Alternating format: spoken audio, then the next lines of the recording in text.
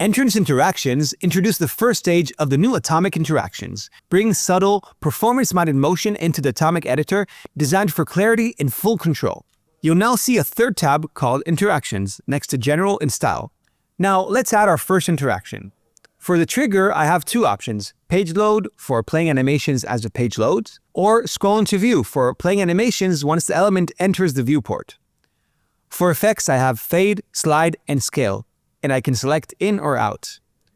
For directions, down, up, left, and right. I can also play with the duration and the delay. So everything is granular, giving you complete freedom and control with no presets. You can also stack multiple effects together. Okay, let's start with something simple. I have this big hero heading, and I want it to fade in on page load.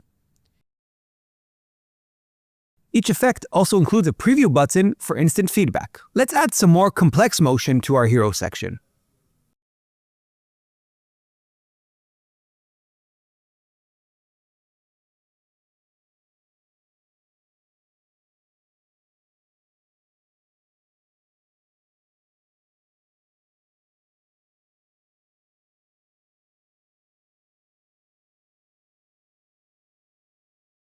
Okay, one more cool example, and this time we'll use a Scroll into View trigger because this section is below the fold. I'll make the three cards appear one by one, fading in and sliding in from above.